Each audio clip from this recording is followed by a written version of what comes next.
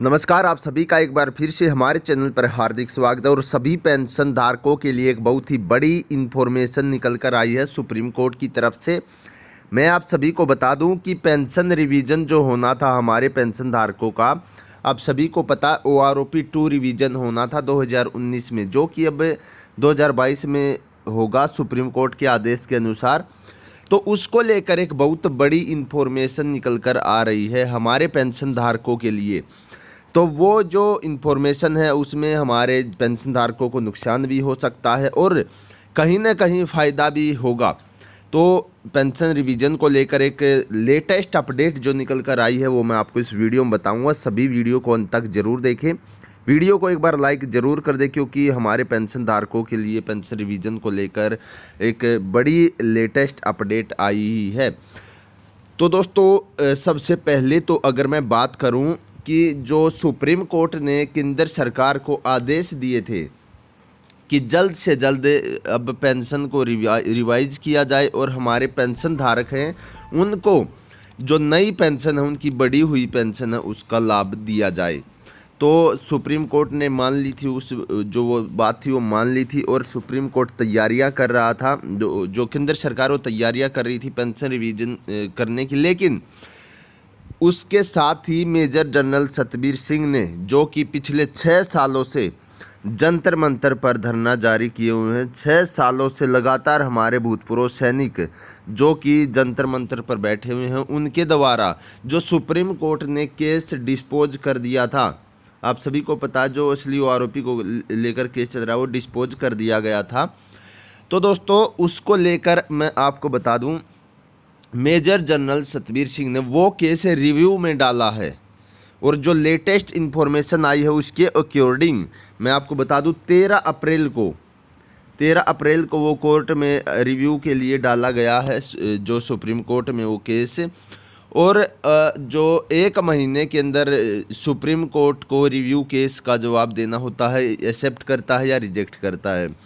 तो अभी 13 तारीख आने वाली है, आज हो चुकी है 24। तो दोस्तों, अब कुछ ही दिन बाकी हैं, उसके बाद हमें पता चलेगा। और एक सबसे बड़ी बात मैं आपको बता दूं, जो केस है वो रिव्यू में जाने के बाद जो पेंशन रिवाइज होनी थी, यानी कि सरकार जो बोल रही कि हमने OROP दे दी है 2019 से, जो पेंशन रिवाइज होनी थी, जब तक रिव्यू में केस निकल नहीं जाता रिव्यू से, तब तक पेंशन रिवाइज के अंदर सरकार नहीं कर सकती। ठीक है, ये हमारे पेंशन धारकों के लिए एक अपडेट है। और इसके साथ ही मैं आपको बता दूं क्या इसमें फ़ायदा है। अगर सुप्रीम कोर्ट केस जो रिव्यू में है केस उसको एक्सेप्ट कर लेता है, और जो हमारे पेंशन धारक हैं उनके पक्ष में जो फैसला आ जाता है, जो केस डिस्पोज हुआ था उसको दोबारा से रिव्यू में लेकर फैसला सुना देता हमारे भूतपूर्व सैनिकों के हक में, तो आपको उसका फ़ायदा बहुत ज़्यादा मिलेगा, क्योंकि आपको 6 साल का तो उसमें एरियर मिलेगा। 2016 से लेकर 2022 तक आपको उसका एरियर मिलेगा, और उसमें जो पेंशन बढ़ोतरी है, पेंशन बढ़ोतरी में भी बहुत बड़ा इजाफा होगा। और दूसरी तरफ अगर रिव्यू में नहीं लेता है, तो जो सरकार ने पेंशन लागू की है वो, उसमें आपको 3 साल का एरियर मिलेगा 2019 से लेकर 2022 तक। ठीक है, 3 साल का आपको एरियर मिलेगा। और जो उसमें मंथली पेंशन हाइक होगी, बेसिक पेंशन जो आपकी हाइक होगी, वो एक सिपाही रैंक से शुरू होती है, तो वो सिपाही रैंक से 4 से 4.5 हज़ार के बीच, 4 से 4.5 हज़ार के बीच आपकी जो पेंशन है, बेसिक पेंशन, वो हाइक होगी।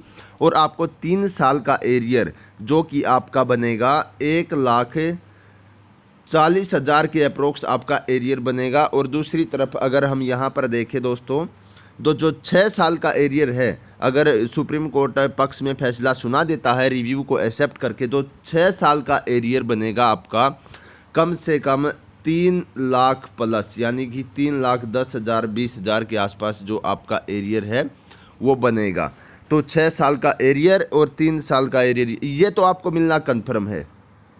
ये तो आपकी पेंशन रिवाइज होनी ही है, क्योंकि 3 साल का एरियर और आपकी जो पेंशन है 4 से 5 हज़ार बेसिक पेंशन हाइक वो तो होनी ही है, क्योंकि उस जो केंद्र सरकार ने OROP लागू कर रखी है उसके अकॉर्डिंग वो तो होनी ही है। लेकिन रिव्यू में अगर एक्सेप्ट हो जाता है कैसे, तो यहाँ पर आप देख सकते हैं 6 साल का आपको एरियर दिया जाएगा, जो कि आपको बहुत सारा लाभ यहाँ पर मिलेगा। लेकिन अभी फ़िलहाल की स्थिति ये हमारे पेंशन धारकों के लिए जो कन्फ्यूज हैं दोस्तों, सुप्रीम कोर्ट में केस रिव्यू में है और जब तक रिव्यू का डिसीजन नहीं आ जाता है तब तक जो पेंशन रिवाइज नहीं कर सकते।